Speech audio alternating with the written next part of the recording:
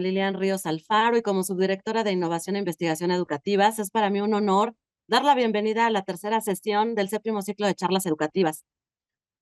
El séptimo ciclo es Perspectivas y Propuestas de Mejora en el Instituto Politécnico Nacional. El día de hoy nos congratulamos para adentrarnos a un tema de suma relevancia para el futuro de la educación superior, tendencias de la educación híbrida emergente.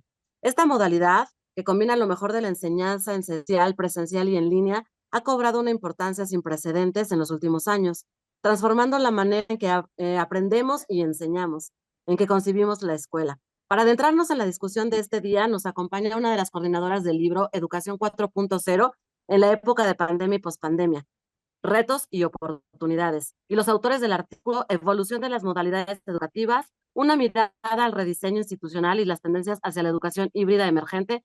Caso es Unidad Santo Tomás del Instituto Politécnico Nacional.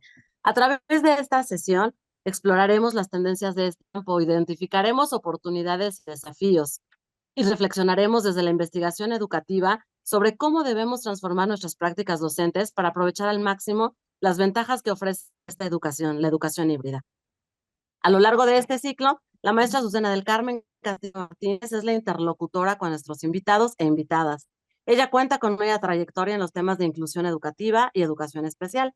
Ella cuenta también, perdónenme, es egresada de la licenciatura por la Escuela Normal Superior y se ha encargado del diseño e implementación de estrategias pedagógicas inclusivas y actualmente es colaboradora de esta dirección. Sean todos bienvenidas y bienvenidos a este espacio de aprendizaje y crecimiento. Muchas gracias y te dejo la palabra, maestra Susana. Muchas gracias, Dafna, nuestra subdirectora. Bienvenidas y bienvenidos a esta tercera sesión del séptimo ciclo de charlas educativas sobre investigación y docencia, perspectivas y propuestas y mejoras en el IPN. Esta sesión 3, titulada Tendencias de Educación Superior Híbrida Emergente. Para conocer un poco más de nuestros panelistas, antes de entrar en materia, vamos a poner atención, escuchemos las semblanzas de cada uno de ellos. Doctora Norma Patricia Maldonado Reynoso, es licenciada en Psicología. Maestra en Ciencias de la Comunicación y doctora en Ciencias Políticas y Sociales por la Universidad Nacional Autónoma de México, con un postdoctorado en Epistemología e Investigación Científica. Profesora investigadora en el Centro de Investigaciones Económicas Administrativas y Sociales del Instituto Politécnico Nacional. Actualmente participa en la Maestría en Docencia Científica y Tecnológica y en la Maestría en Ciencias Metodología de las Ciencias, donde fue coordinadora de 2014 a 2015, obteniendo el reconocimiento del Programa Nacional de Posgrados de Calidad del entonces Consejo Nacional de Ciencia y Tecnología. Acreedora del Premio a la Mejor Tesis de Maestría sobre la Educación Superior en el 2001, de la Asociación Nacional de Universidades e Instituciones de Educación Superior, así como la Medalla Alfonso Caso, de la Universidad Nacional Autónoma de México. Fue presidenta de la Asociación Mexicana de Investigadores de la Comunicación en el periodo 2001 a 2003. Colabora en equipos de investigación del Consejo Nacional de Ciencia y Tecnología y de la Universidad Nacional Autónoma de México, Instituto Politécnico Nacional, Teléfonos de México, Gobierno del Distrito Federal, Secretaría de Transportes y Vialidad, y de la Secretaría de Marina. Sus líneas de investigación son Nuevas Tecnologías de la Información y Comunicación, Educación a Distancia, Radiodifusión, Estudios de Género e Inteligencia Artificial. Es miembro del Sistema Nacional de Investigadores y Consejo Nacional de Ciencia y Tecnología, nivel 1. Doctora Yoriet del Pilar Pavía González. Es contadora pública por la Escuela Superior de Comercio y Administración, Unidad Santo Tomás del Instituto Politécnico Nacional. Maestra en Ciencias con especialidad en Administración y Desarrollo de la Educación. Créditos totales de la Maestría en Literatura y Creación Literaria por el Centro de Cultura Casa Lam. Doctora en Educación en 2017 por el Centro de Estudios Avanzados de las Américas, y especialista en Política y Gestión Educativa en 2017, por la Facultad Latinoamericana de Ciencias Sociales, especialista en Enseñanza de Historia por la Universidad Abierta y a Distancia de México, y especialista en Enseñanza del Español como Lengua Extranjera por la Universidad Nacional Autónoma de México. Profesora en los 5 programas académicos de la Escuela Superior de Comercio y Administración. Unidad Santo Tomás. Ha participado en los trabajos de diseño y rediseño de las unidades de aprendizaje del área de Economía, Ha sido profesora del posgrado en la maestría en Administración en Gestión y Desarrollo de la Educación, la especialización en Gestión de Instituciones Educativas, y las maestrías en Administración de Negocios y en Administración de Empresas para la Sustentabilidad. Fue jefa del Departamento de Evaluación y Seguimiento Académico, coordinadora logística del Diplomado en Formación Docente, coordinadora académica e instructora del Diplomado en Formación de Competencias Tutoriales. Actualmente es miembro del Comité de Calidad de la Escuela Superior de Comercio y Administración y coordinadora del Programa de Especialidad Presencial del Posgrado. Su línea de investigación es sobre formación de directivos y líderes para la gestión de proyectos académicos, instituciones y sistema educativo. Dr. Oscar Barrón Ochoa. Es profesor investigador de la Escuela Superior de Comercio y Administración, Unidad Santo Tomás, del Instituto Politécnico Nacional. Es doctor y maestro en Administración por la Escuela Comercial de la Cámara de Comercio y licenciado en Informática por el Instituto Tecnológico de Tlanepantla, y es miembro de la Red de Innovación e Investigación Educativas del Instituto Politécnico Nacional. Dentro del Instituto Politécnico Nacional fue presidente de Academia de las Unidades de Aprendizaje.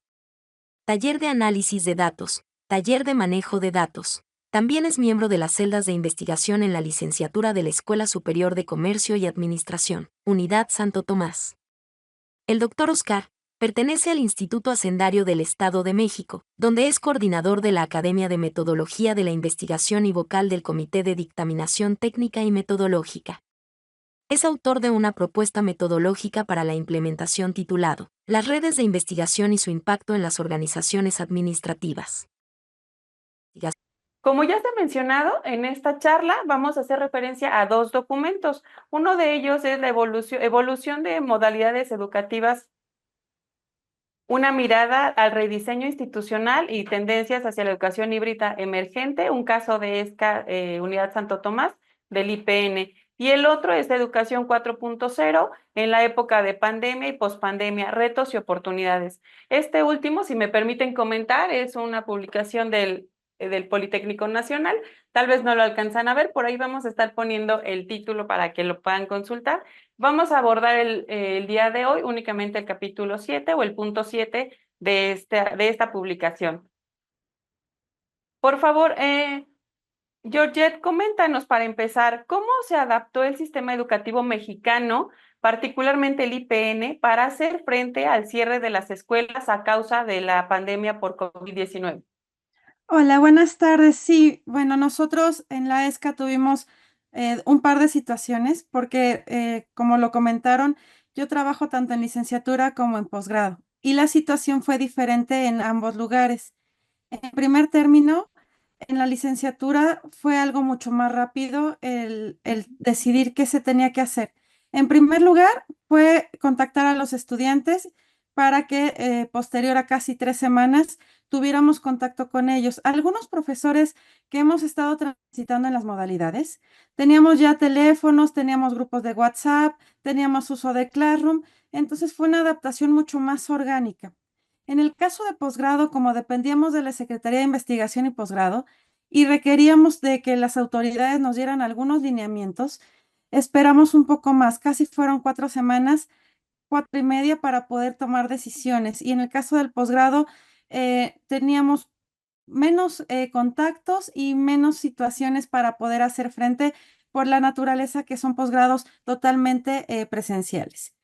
Lo que se hizo posterior a esto fueron los contactos y empezar a utilizar herramientas como esta, que es el Zoom, el Teams y algunos empezamos a usar Meet porque era un poco más fácil. La conexión de Internet, si bien hoy 2024 es inestable, en 2020 era mucho más inestable porque además recordemos que si estábamos en aula casi nadie tenía la necesidad de estar trabajando en casa porque teníamos centros de autoacceso en la escuela, computadoras a la disposición. Mismo caso con los estudiantes que tenían ya pues adaptados unas aulas para que ellos pudieran hacer consultas y demás. La realidad es que muchos de nosotros como profesores no teníamos ni conexión a internet. Yo no tenía conexión a internet porque no la necesitaba tanto, porque lo trabajaba casi todo dentro de la escuela y algunos otros no teníamos pues tampoco acceso a computadoras. Yo les puedo comentar que en ese momento me tocaba coordinar la especialización y yo dejé mi computadora ese viernes que nos dicen va a haber una situación del puente y posteriormente regresaremos como generalmente sucedía. No sucede y yo dejo mi computadora ahí y entonces viene el tema de la pandemia, no nos dejan entrar por un tema de seguridad sanitaria y entonces, bueno, yo tengo que esperar una semana y media para que me puedan dar acceso y poder recuperar mi computadora. Créanme que uno no sabe qué tan dependiente es de la tecnología hasta que uno se ve inmiscuido en esta situación. Posterior a esto, el doctor Oscar y yo empezamos a trabajar juntos en las celdas de investigación de licenciatura, como se mencionó. Cada quien traía un proyecto diferente porque yo hablaba un poco sobre la gestión y el doctor hablaba sobre el diseño curricular. Y al ver las coincidencias que se tienen que adaptar las modalidades, decidimos hacer este primer trabajo colaborativo juntos, en donde pues hablamos ya de dos temas muy, muy complejos. La primera es qué pasa con la gestión educativa, en donde hacemos unas entrevistas a expertos y exfuncionarios que en ese momento estaban en función, y el tema del rediseño, que a partir de las academias, que es el trabajo operativo de los docentes, empezamos a ver que hay cosas que son insuficientes hasta este momento. Y con esto cierro mi primera participación. Muchas gracias, Georgette. Creo que muchas de los que estamos hoy aquí coincidimos en esta parte de, pues algunos teníamos los elementos, las herramientas, el conocimiento previo del uso de algunas plataformas o aplicaciones o tecnología. Creo que no todos teníamos la experiencia del uso con un fin educativo o laboral. Creo que todos era un fin personal, lúdico, etcétera. Pero la verdad es que creo que es una gran fortuna que tú en este caso ya tenías la experiencia, a lo mejor una parte solo del trabajo, pero ya tenías la experiencia en el manejo de algunas de estas herramientas. Muchísimas gracias. Norma, ¿nos quisieras comentar, por favor? Te repito la pregunta. ¿Cómo se adaptó el sistema educativo mexicano, particularmente IPN, para hacer frente al cierre de las escuelas a causa de la pandemia por COVID-19? Gracias. Buenas tardes a todos y bueno, primero un agradecimiento a DEFIE IPN por la invitación. Es un placer estar con estos colegas que conocen mucho del tema y bueno, pues un placer también platicar con los asistentes a esta reunión. Yo creo que, como mencionaba muy bien mi antecesora, la maestra Georgette, lo que observamos es estas diferencias en las cuales hicimos frente primero a la pandemia y que hicimos frente también con diferentes estrategias educativas, con diferente uso de tecnología, con diferente capacitación y a pesar de ello, finalmente se pudo realizar la continuidad del espacio educativo. Me llamaba la atención que nos comentaba la maestra Georgette que en el caso de el posgrado se atrasó un poquito más. Nosotros, al contrario, a pesar de que es el mismo Politécnico, la misma Secretaría de Investigación y Posgrado, nosotros tardamos sí algunos días, pero no fueron semanas, sino que ya nos dieron la instrucción y pudimos empezar a trabajar. Claro, nosotros, por ejemplo, en el libro que amablemente presentaba la maestra Azucena, que está disponible en línea, en algunos minutos podré compartir el link y lo pueden descargar totalmente gratuito. Ahí lo que hacemos comentarios es la diferencia precisamente en la cual las instituciones educativas empezaron a dar frente a esta situación de emergencia. Algunas tenían ciertos modelos, cierta capacitación, algunos lo hicieron antes que otros, algunos estudiantes pudieron conectarse antes que otros, sortear ciertos obstáculos y diferencias. Y me llama mucho la atención que nosotros por eso recopilamos estas experiencias, porque fue muy amplia. Siempre se ha hablado desde finales del siglo XX de la importancia de la educación en línea. Sin embargo, los estudios, las investigaciones hacían referencia de que la gente prefería siempre la educación presencial sobre la opción en línea. Y a pesar de que algunos docentes tuvieran capacitación respecto a capacitación en línea, estrategias educativas, gamificación, etcétera, no todos incluían estas estrategias en su práctica docente.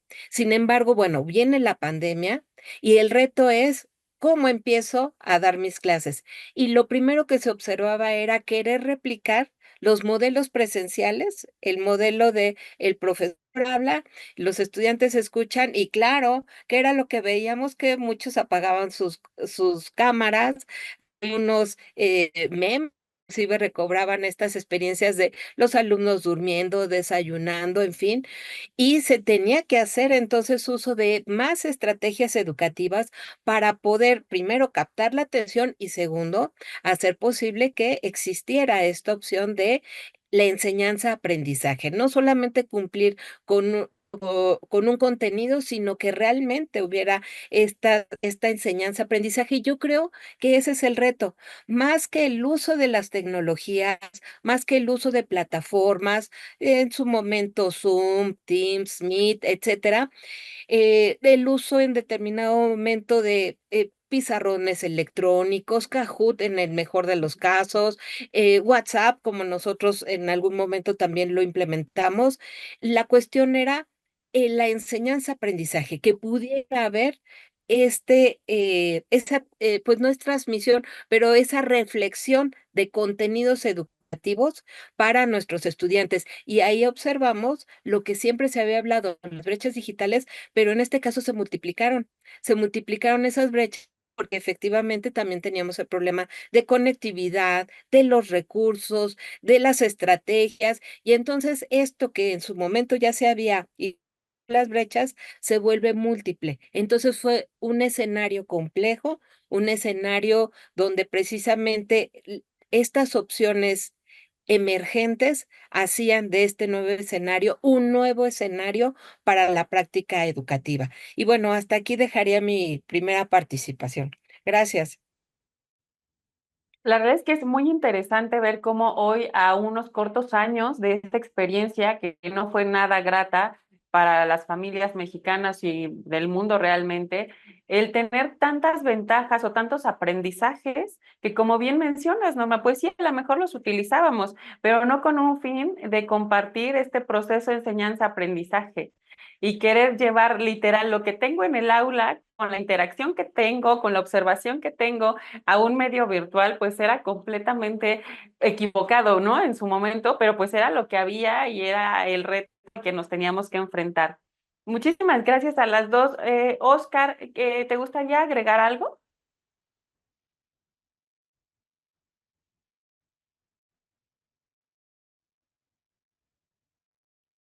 Creo que tiene un poco inestable el Zoom, Es lo que veo, ¿verdad? Vamos un a poquito. continuar ahorita que se pueda reincorporar. Vamos a hablar un poquito más, por favor, sobre el proceso de investigación. Si bien cada una fue generada a partir de necesidades similares, las diferencias enriquecen. Por un lado, el artículo sobre evolución de las modalidades educativas se menciona que realizaron entrevistas para la recolección de datos a agentes que tienen relación y conocimiento sobre el rediseño curricular. Y por la otra, tenemos en el capítulo 7 sobre el uso de WhatsApp como herramienta mediadora.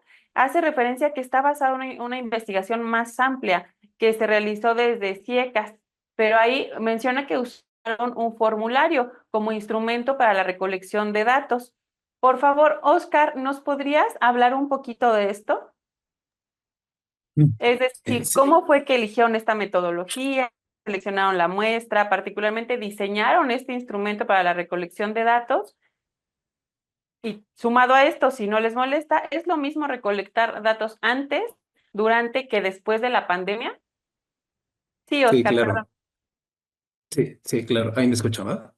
Sí, sí, gracias. Sí, perdón, gracias. Sí, mira, esta investigación ha sido muy interesante porque se lograron varios hallazgos que son significativos e importantes para nuestra comunidad. Cabe abarcar que todas las investigaciones han permitido que dividir estas preguntas, me va a permitir dividir estas preguntas en tres, ya que están un poco... La primera la voy a explicar cómo se eligió esta metodología. La segunda la explicaré como la selección de la muestra y la tercera es la recolección de los mismos. ¿Cómo fue que se eligió esta metodología? La metodología que se eligió fue exploratoria y, y es un método Delphi. Si me veo, perdón. Es que-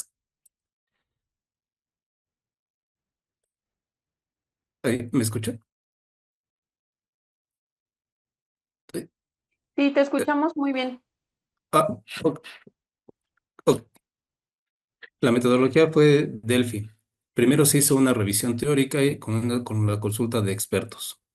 Eso no se hizo un focus groups porque se utilizó la entrevista a profundidad a 4 funcionarios del Politécnico, como se había mencionado.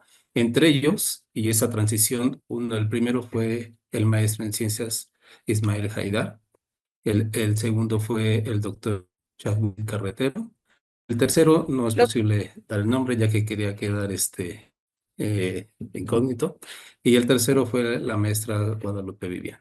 Cuando regresamos en forma escalonada al Politécnico, en esta unidad Santo Tomás, teníamos el tiempo porque entramos en una transición de un paro.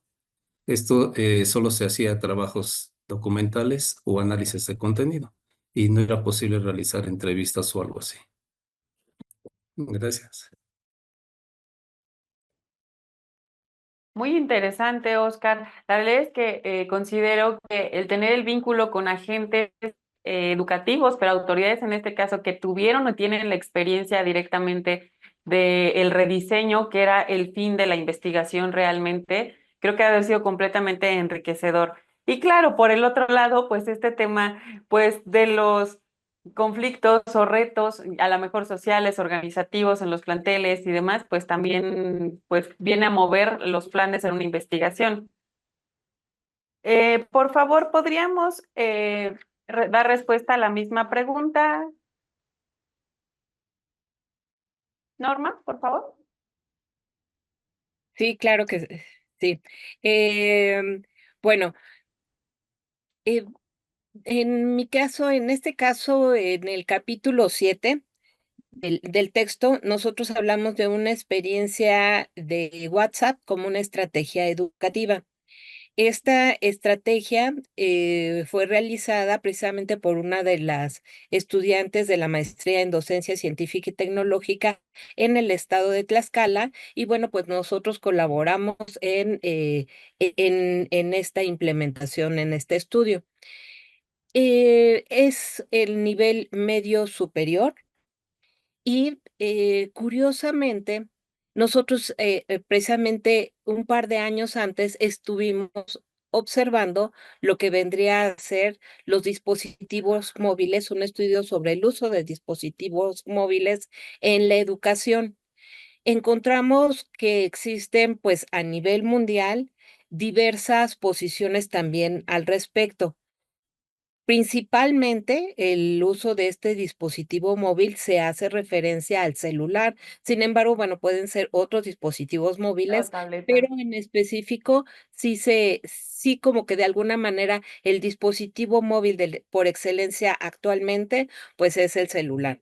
Entonces, bueno, se observa que existen experiencias documentadas desde lo que es Francia, Gran Bretaña, Canadá, algunos países latinoamericanos. Y bueno, pues evidentemente han habido también diferentes etapas de su incursión como elemento de apoyo en la educación.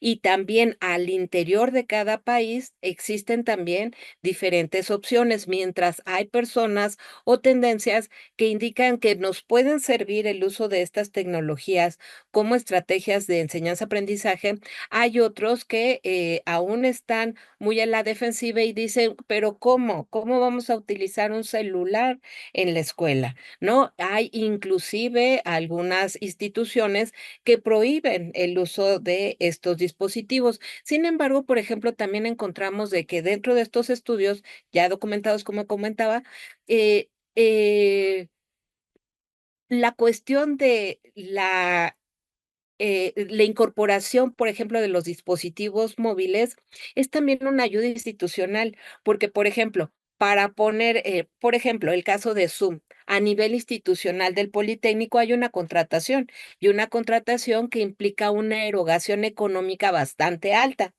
En el caso del uso de los dispositivos móviles, el dispositivo móvil lo compra el usuario, tanto el docente como el estudiante. Y el uso en el caso, por ejemplo, de datos móviles, también lo hace cada uno de los usuarios. Entonces, inclusive a nivel institucional, existen diferencias de esta incorporación de estos recursos tecnológicos. Bueno, en el caso de propiamente de WhatsApp, se observa que en el año 2022 existían dos opciones para apoyar el aprendizaje.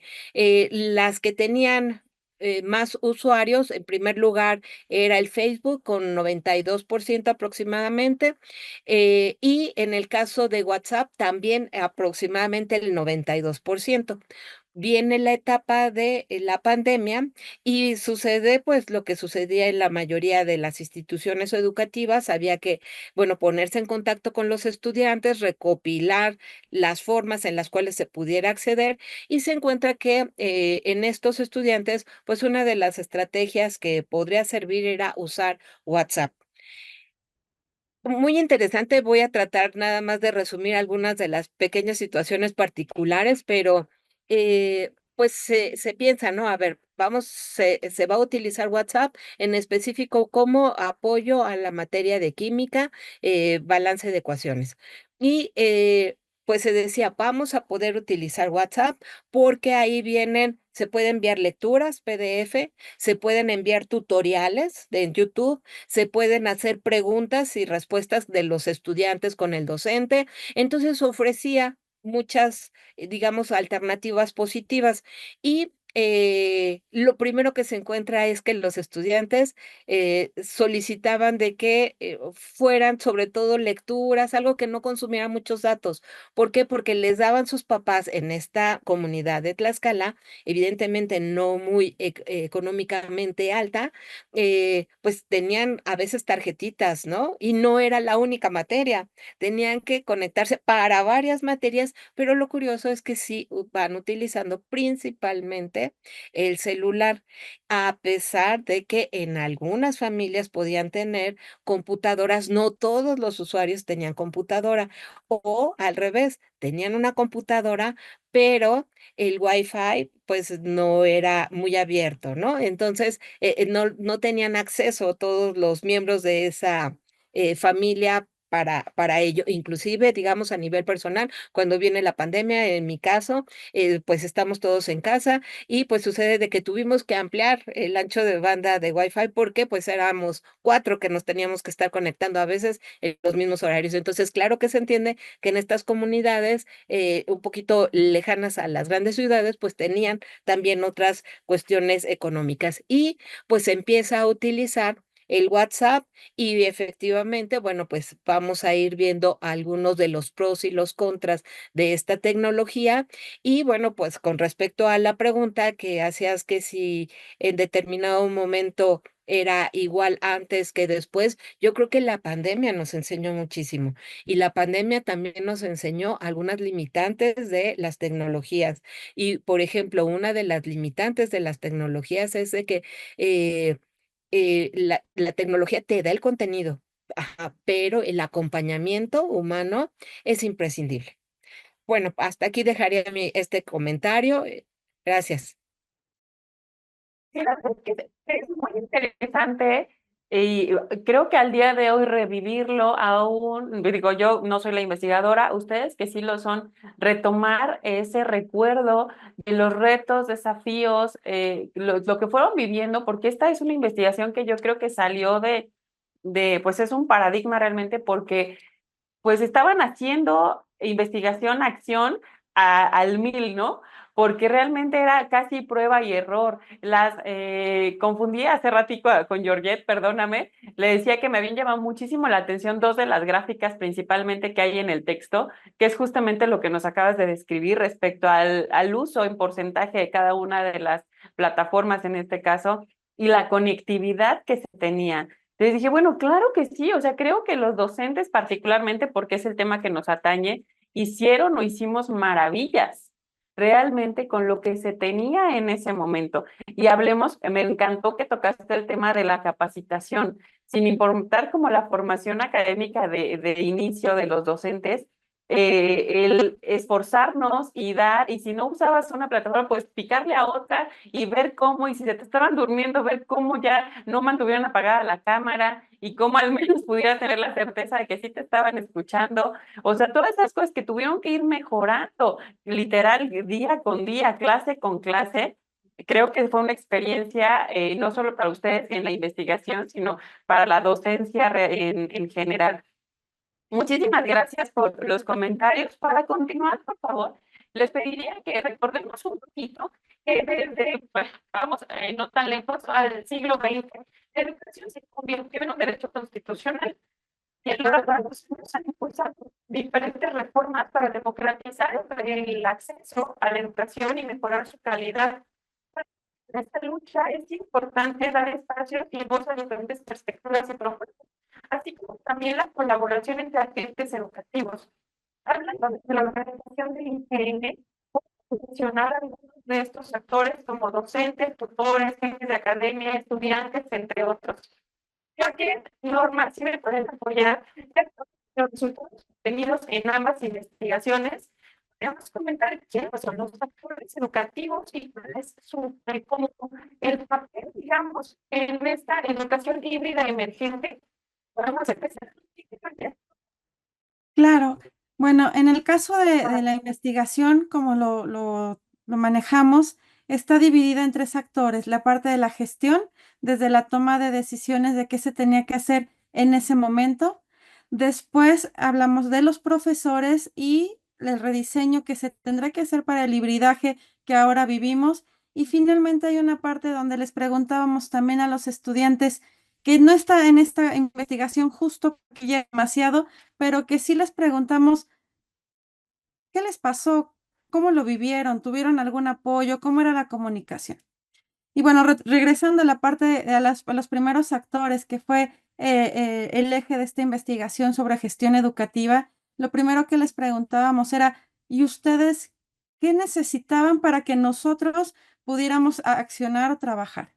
Y entonces, bueno, en el caso de los entrevistados, lo primero que nos comentaban era, ya teníamos la experiencia sobre el polivirtual y de ahí tomamos muchas herramientas. Era abrir los cursos de polivirtual lo más que se pudiera, al menos en licenciatura, y que la plataforma estuviera estable. La plataforma desde hace mucho tiempo ha estado muy estable. Entonces era abrir a aquellos que estábamos en licenciatura y en medio superior, los polivirtuales a mayor cantidad de estudiantes para podernos hacer cargo y que pudiéramos como utilizar todos los materiales multimedia que estaban ya cargados.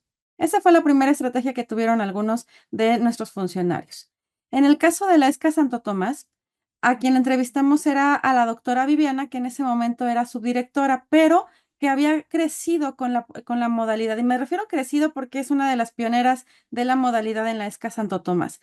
Entonces conocía que se podían hacer cosas dentro de la plataforma y dentro de la plataforma escolar, que es muy parecida a la institucional, en donde muchos de nosotros tenemos cargados materiales, exámenes y demás. Entonces fue hacer uso de lo que ya teníamos como experiencia del polivirtual y llevárnoslo en ese momento a una situación emergente.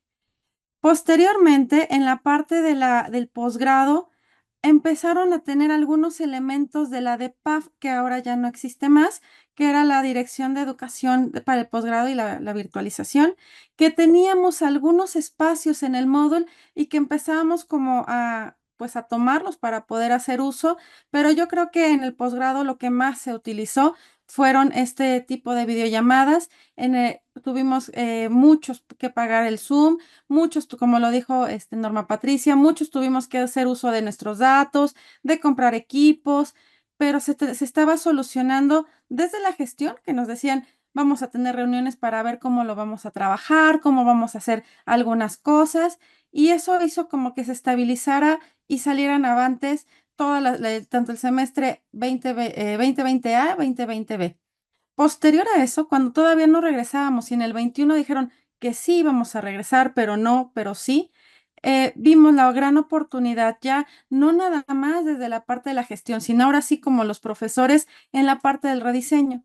Y muchos de nosotros empezamos a rediseñar nuestros planes y programas desde casa en la mitad de la pandemia. Y la experiencia fue muy rica porque vimos que podíamos ponernos de acuerdo, vimos cómo es esta tecnología noble, porque ya no nos teníamos que desplazar a todos lados, donde las reuniones podían ser mucho más colegiadas, donde no había la falta de alguien porque todos estábamos dispuestos.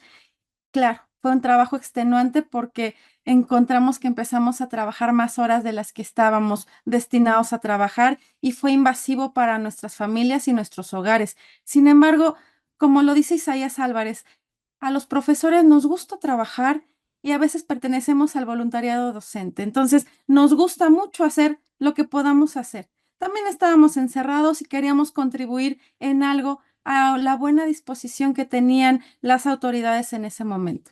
Y finalmente voy a cerrar mi comentario con algo que no está en nuestra investigación, pero es parte de la siguiente, justo con los estudiantes. Hacemos una encuesta con los estudiantes para saber qué les estaba pasando a ellos. Y lo primero que nos contestan al respecto de la comunicación es, mi profesor se comunicó conmigo. No sabemos cómo consiguió teléfonos, correos, medios, mensajes, pero el profesor hizo lo que tuvo que hacer para encontrarse con nosotros. Y cuando no se podía tener conectividad y cuando no se podía tener algún tipo de contacto, el profesor buscó formas. O nos mandaba videos que se grababa él por el teléfono, o nos mandaba documentos, o buscaba alternativas para tener una comunicación lo más eficiente que se pudiera por el momento, porque recordemos que nadie estaba preparado, los dispositivos y medios eran limitados. Y al ver eso, vemos que el profesorado empáticamente y súper resiliente hace frente a una situación que yo creo que hoy todavía estamos un poco, pues, muy sensibles al respecto. Y con esto me gustaría cerrar esta segunda intervención, perdón. Muchas gracias. Otra vez, Georgette, muchísimas gracias por la participación. Lo que comentaba era que es de verdad muy interesante y muy emotivo realmente regresar como a esta vivencia, a estos recuerdos compartidos en los que con altas, bajas, buena salud, mala salud, decesos, etcétera, los docentes tuvieron un papel fundamental, tuvimos un papel fundamental y que de buena o mala manera fuimos aprendiendo, retomando la participación antes de Norma, se fueron dando las cosas, aprendiendo y reaprendiendo. Ahorita Georgette decías, pues sí, el uso de nuestros datos, de nuestros propios dispositivos, pero también las ventajas que bien mencionas para cumplir con nuestro papel o con el papel esperado de un docente, haciendo lo más cercano a lo que hacemos en las aulas. Creo que hicimos cosas literales sobrehumanas, buscando estudiantes, hubo quien los buscaba hasta en sus domicilios. Entonces creo que poco, mucho, el esfuerzo que se hizo para aprender el manejo, para estar al pendiente de los estudiantes, para que generar equipos de trabajo, ya hablemos de docencia y la gestión institucional que se tiene que llevar a cabo, creo que fue algo fundamental para continuar con la ejecución de este papel del docente. Vamos a continuar, por favor, si me quisieras ayudar, Norma. Claro. Bueno, con respecto a esta pregunta de los actores, em, a mí me parece de que, bueno, siempre se ha mencionado los actores clásicos, ¿no? De la educación, el docente, el estudiante, los contenidos, pero yo creo que estas experiencias nos han enseñado de que tenemos escenarios complejos, multifactoriales y también con múltiples actores, que en ocasiones a veces pensamos que cuando estamos en una educación presencial, las paredes de nuestra aula separan la participación de otros actores cuando me parece que no es así, o que tenemos que cambiar nuestra forma, nuestro paradigma de ver la educación, porque no es así. La educación en línea y la educación híbrida en la que estamos transitando ahora y que cada vez existe una tendencia que vamos hacia allá y que inclusive las buscamos nosotros y las buscan las nuevas generaciones de esta educación híbrida, tiene que tener en cuenta esta situación de que ya no son los tres actores clásicos. Efectivamente, tenemos que también tener en cuenta la institución educativa. Hubo instituciones educativas que, si bien apoyaron tal vez con algunos instrumentos, como hubo el caso de algunas instituciones que daban laptops, aunque fueran usadas, a sus estudiantes, no digo que fueran nuevas, usadas, pero para que tuvieran conectividad. Hubo también otros casos de otras formas de apoyo institucional, como fue la capacitación. Aquí nosotros en el Politécnico vivimos esto.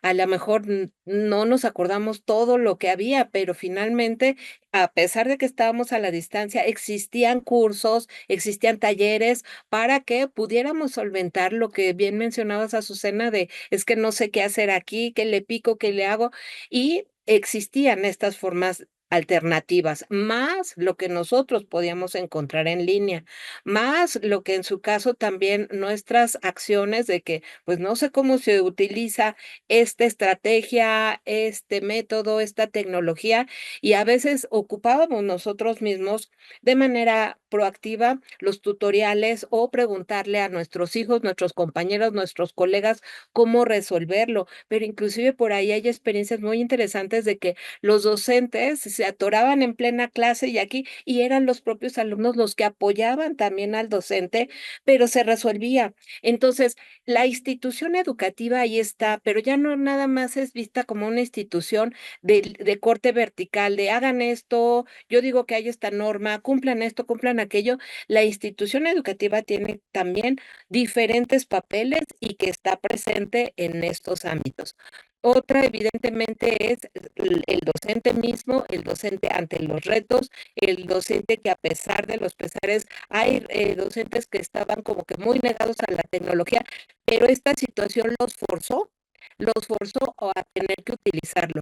Los propios estudiantes que a lo mejor más inquietos, pero estaban presentes, pero el estudiante no tiene esa idea de, ay, qué padre, no vamos a tener clases, voy a estar en mi casa todo el día. No, el estudiante quería seguir estudiando, quería seguir aprendiendo y exigía en muchas ocasiones que se diera esta capacitación, que se siguieran estas experiencias. Por supuesto, como en todos habrá estudiantes que tenían que trabajar, que tenían que apoyar, que tenían que hacer trabajo en casa, pero los estudiantes decían: "Quiero aprender". Otro de los actores era la familia.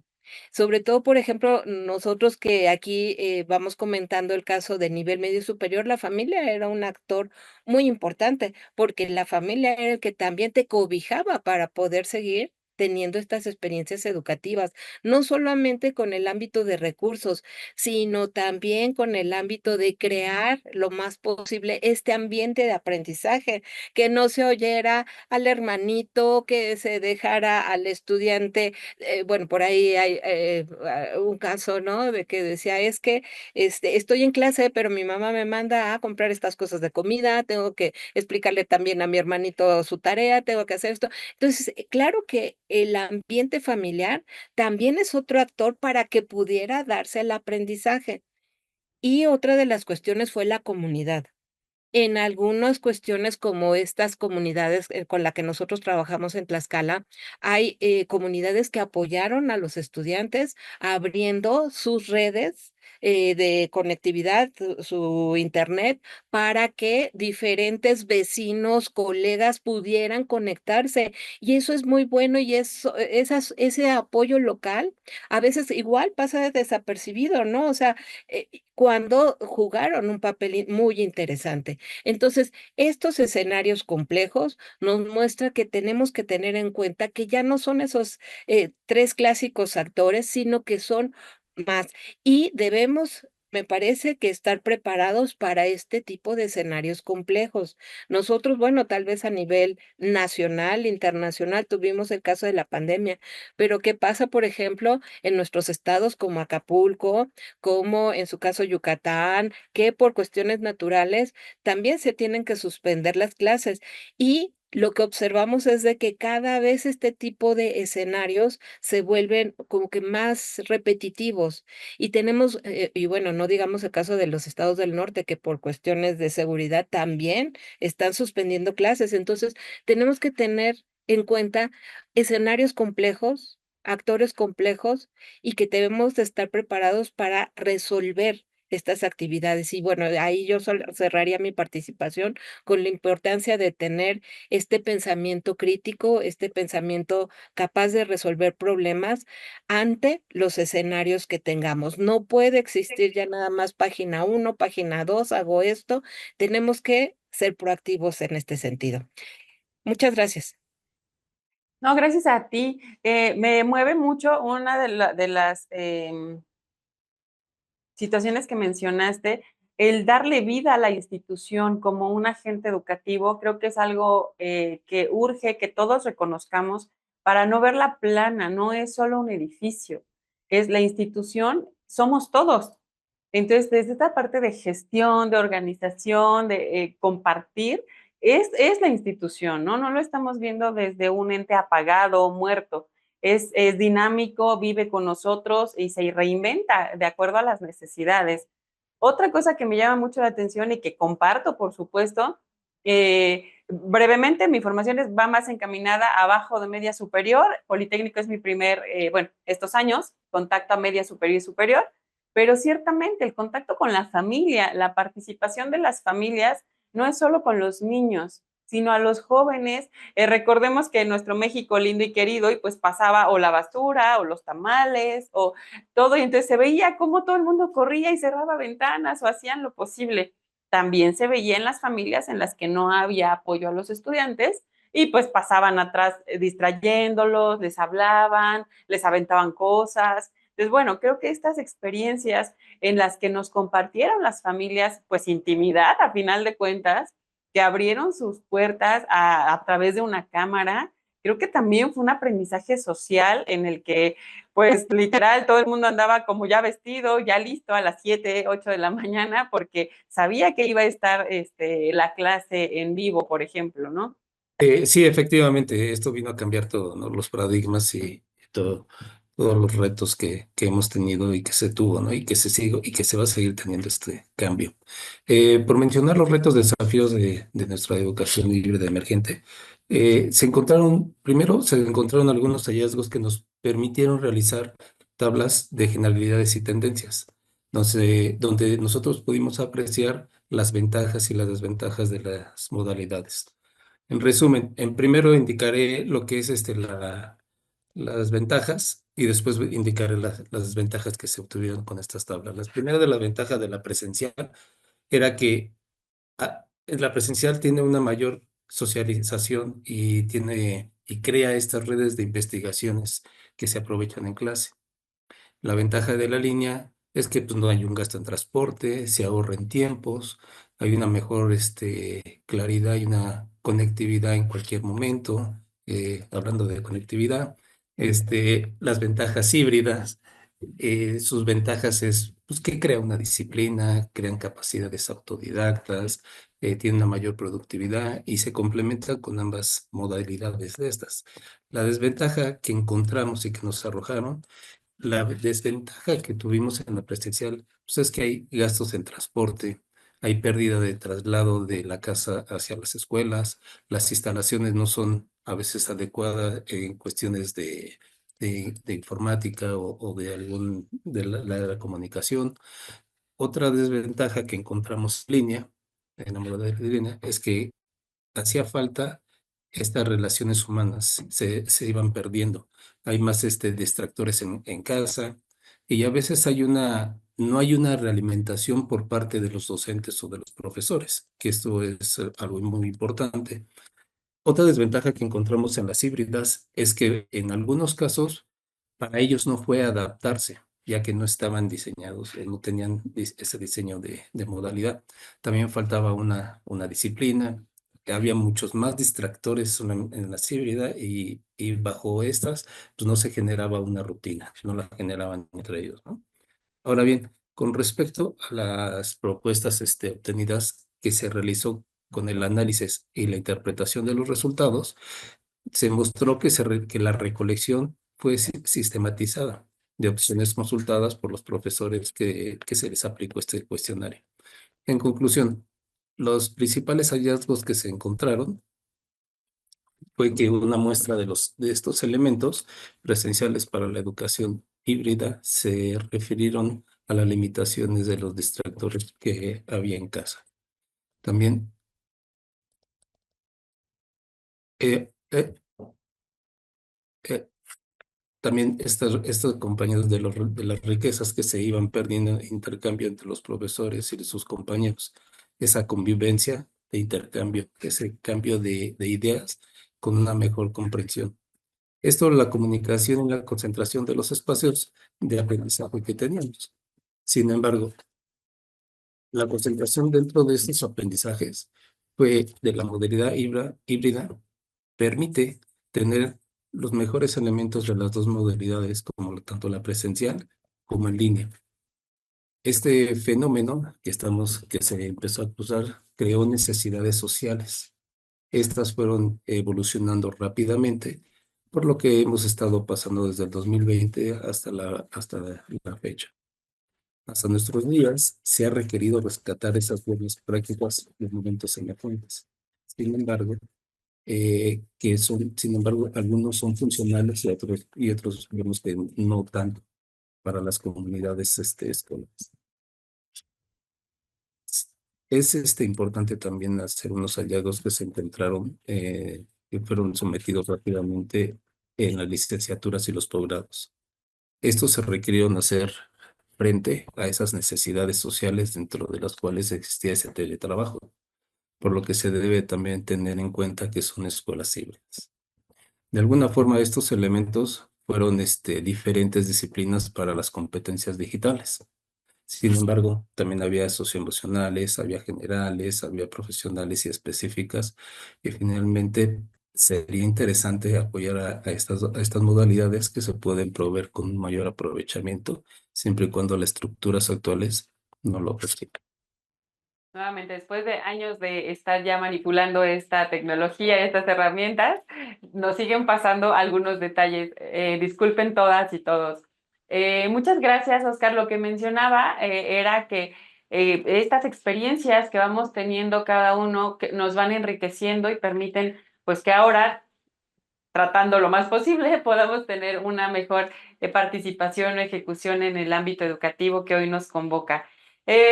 Por favor, Georgette, continuamos, ya estamos inmersos en la pregunta número 4, la repito para ti,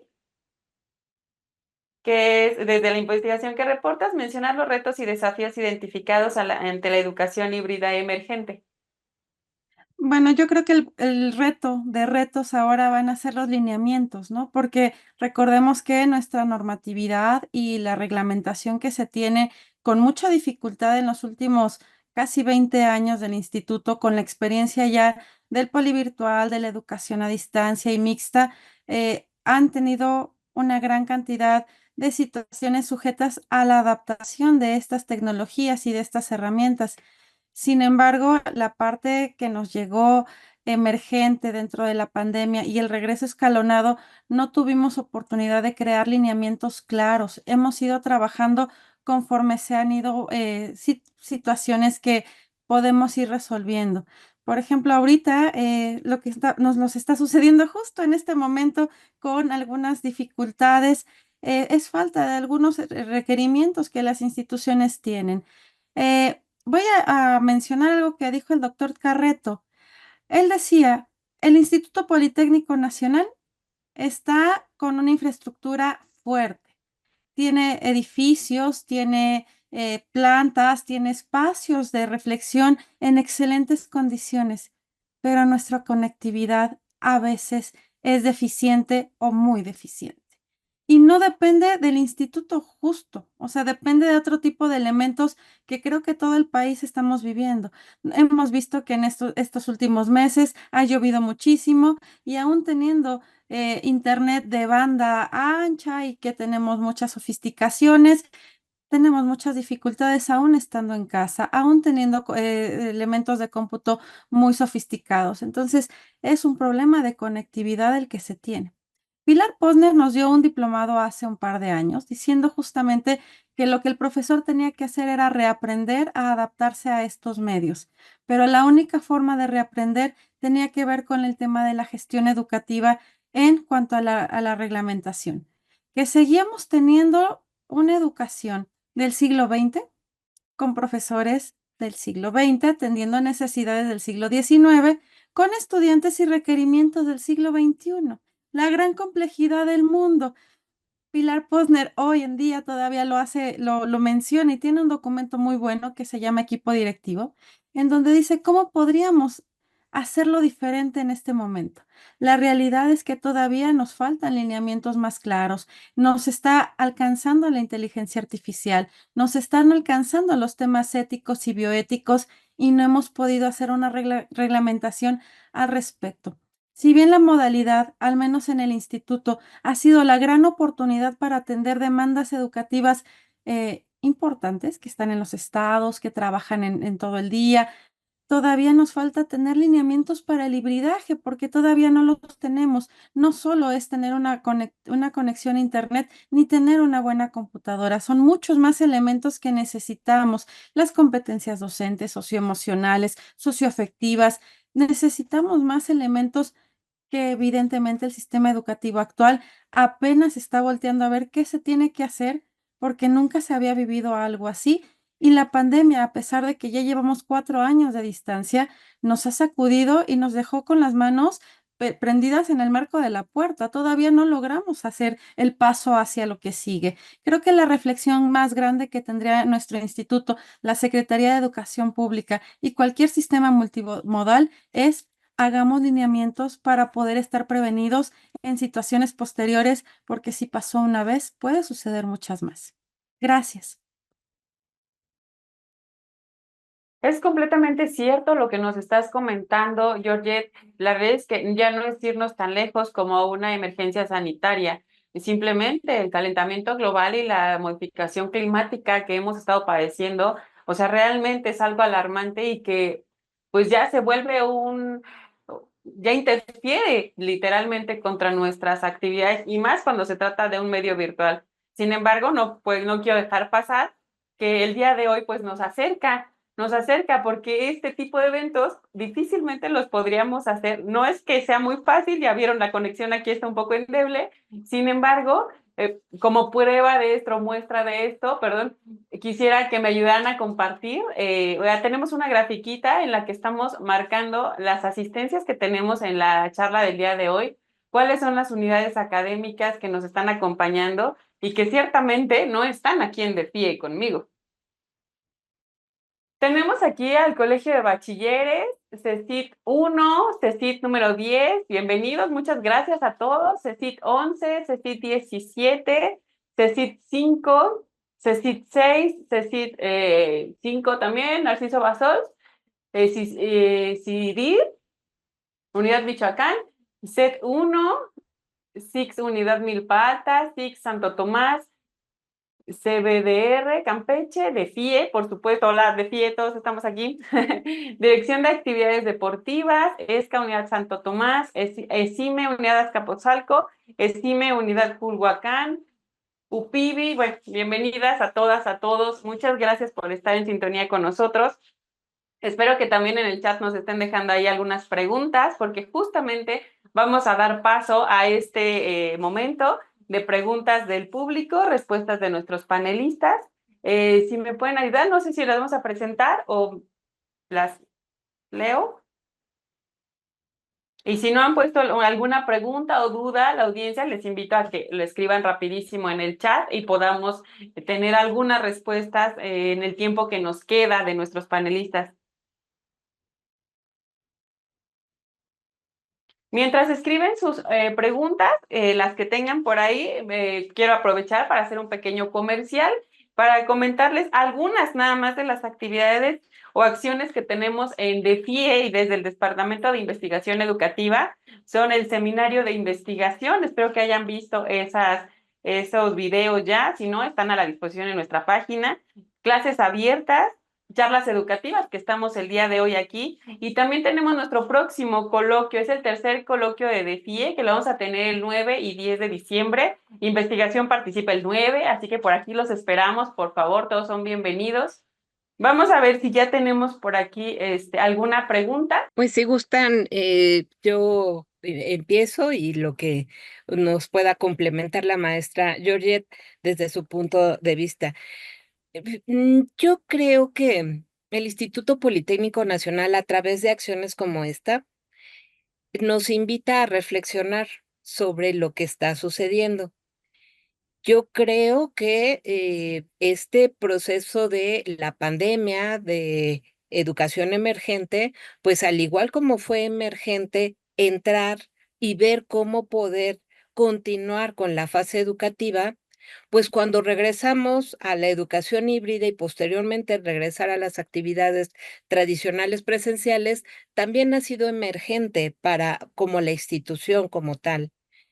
Y me parece de que a la mejor faltaría como que sistematizar más estos aprendizajes, estos foros. Sin embargo, me parece que no existe la ausencia de plática con la institución como tal. Más bien me parece que lo que podríamos hacer es pues impulsar desde el ámbito institucional más investigación sistematizada al respecto, tal vez desde alguna directriz en particular, pero me parece de que el Politécnico sigue con este tipo de actividades que la misma DEFIE organiza, sigue con la capacitación, evidentemente la parte de la conectividad, los materiales, etcétera, me parece que el Politécnico no ha dejado de invertir, ahí están, y creo que hay un reto muy importante que lo observamos durante pandemia.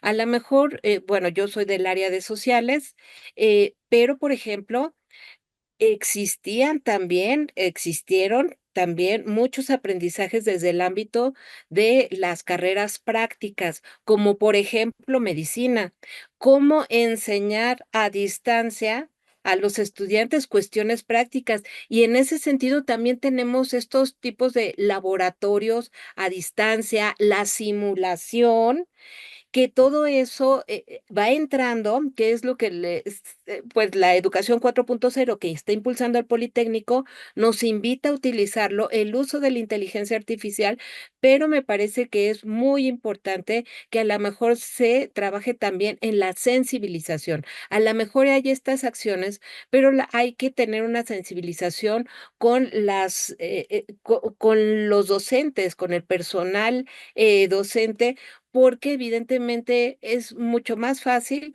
estar en nuestro entorno de seguridad, en nuestro entorno que ya conocemos, que ya manejamos muy bien, pero aquí el reto no es el uso de tecnologías, no es el uso de redes en exclusivo, sino el reto sigue siendo y ha sido cómo mejorar el aprendizaje, cómo llevar estos contenidos. Y el Instituto Politécnico, al ser una institución educativa, sigue teniendo estos retos día con día. Entonces, me parece que hay que seguir con este ámbito de investigación educativa y que nos permita ir dando pasos en firmes y que el instituto retome estos comentarios no como anécdotas nada más, sino que les sirvan también para ir fijando lineamientos. La maestra Llorieta hablaba hace unos minutos de la inteligencia artificial. Exactamente, muchas instituciones educativas están cambiando ya la fecha de que se debe de dar inteligencia artificial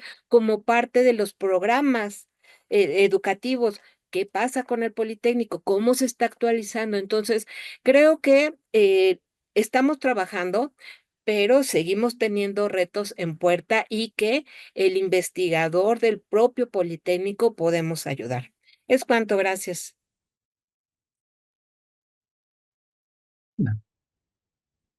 Muy amable. Te tenemos de regreso, Oscar. ¿Te gustaría Sí, dar respuesta a la pregunta? sí, sí, claro, ¿Te la repito? claro. ¿La pudiste escuchar? No, sí la pude escuchar, muchas Ah, gracias. perfecto.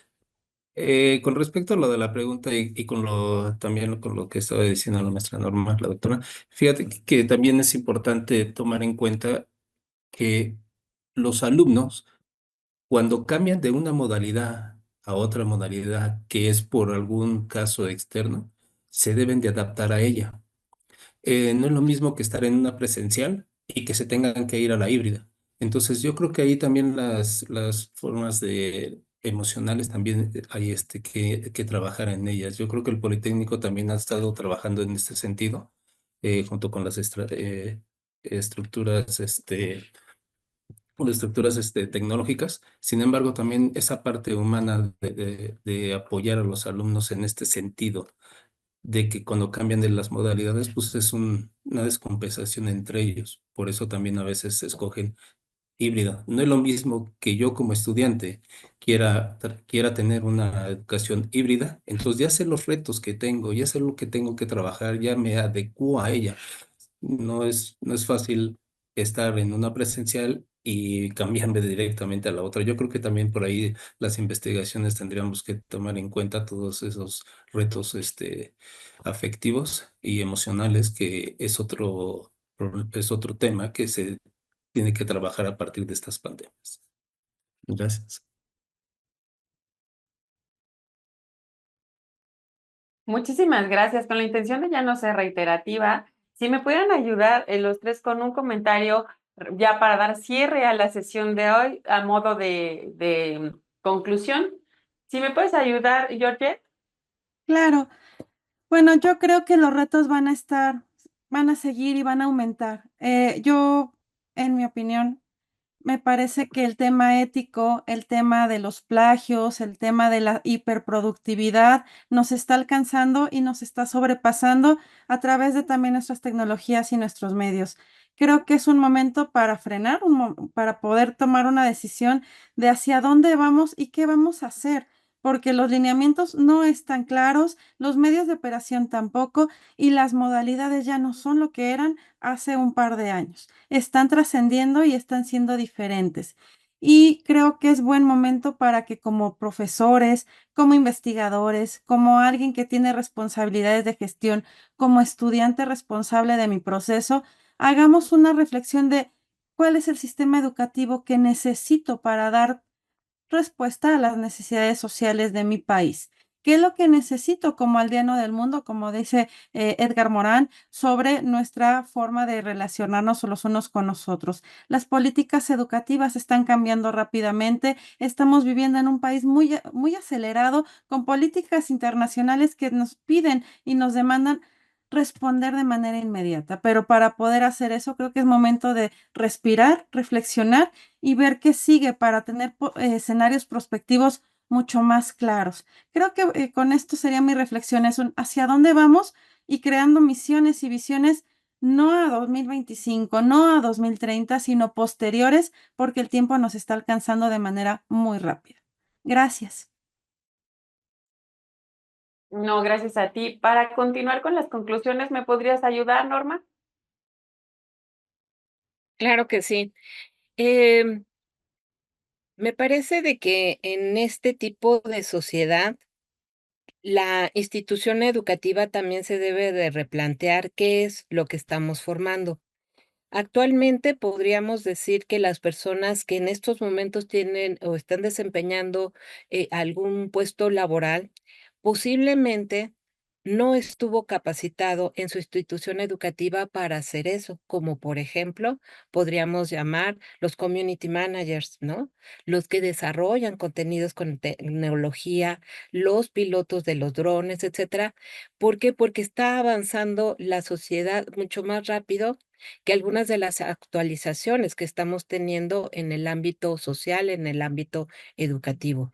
Y yo creo que me parece que con lo que debemos de cerrar es ver exactamente cuál es el tipo de ciudadano, de investigador, de docente que requerimos para esa sociedad que en 5 o 7 años puede cambiar a lo que tenemos ahora.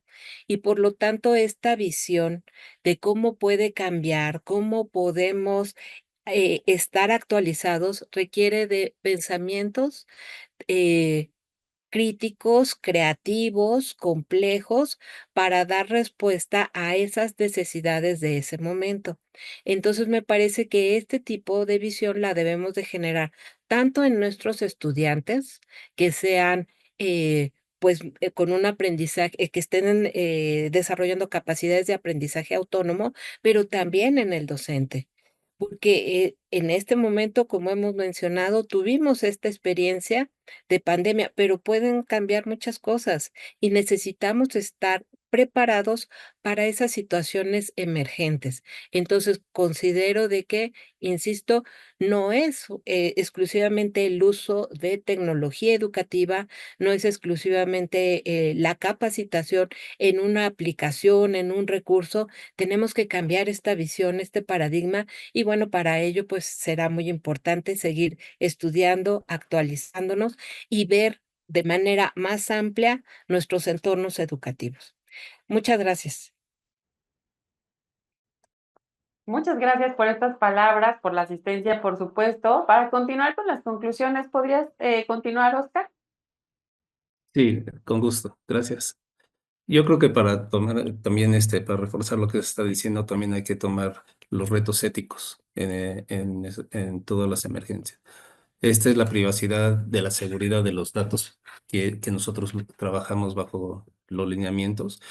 También hacer el uso responsable de la inteligencia artificial, que es otro tema que se debe de abordar rápidamente en nuestra educación. También prever el plagio y la integridad entre las academias y también fomentar la ética y responsabilidad social entre los estudiantes.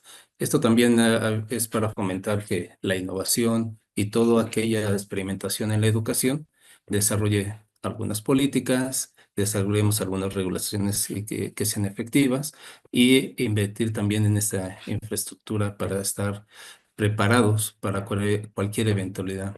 Ya bien, como he tenido los problemas ahorita de conexión, pues son algo muy rutinario y entonces yo creo que también se tendría que trabajar en ello, ¿no? Muchas gracias. Nuevamente, muchas gracias a nuestros tres panelistas. En esta sesión creo que todos hemos disfrutado de compartir estas experiencias, estos saberes suyos, que no únicamente son dados a su investigación, sino al pasado, presente y futuro próximo del desempeño en la educación. Como bien mencionaban, es importante que el instituto y fuera de él estemos con una mirada más amplia, más ética, responsable, porque ciertamente desde en línea o inteligencia artificial ya hay muchas cosas que bien decía Georgette, mientras no estén normadas o en los lineamientos, pues casi cada quien va jalando a donde más le conviene. Por nuestra parte, estamos terminando con la sesión de hoy, la tercera sesión del séptimo ciclo de charlas educativas. Lo único que me queda pendiente es hacerles la invitación para nuestra siguiente sesión del séptimo ciclo de charlas educativas sobre investigación y docencia, perspectivas y propuestas de mejora del IPN. Vamos a agradecer muchísimo su participación y asistencia el próximo jueves 28 de noviembre. El tema que vamos a tratar es la voz de los egresados, rediseñando la institución para un futuro mejor. Con esto concluimos la sesión del día de hoy. Muchísimas gracias a nuestros panelistas, gracias a los asistentes que nos han acompañado en esta sesión desde diferentes planteles, como lo pudimos ver. Muchas gracias a todos y hasta la próxima. Hasta luego. Hasta luego, que estén muy bien. Gracias, hasta luego.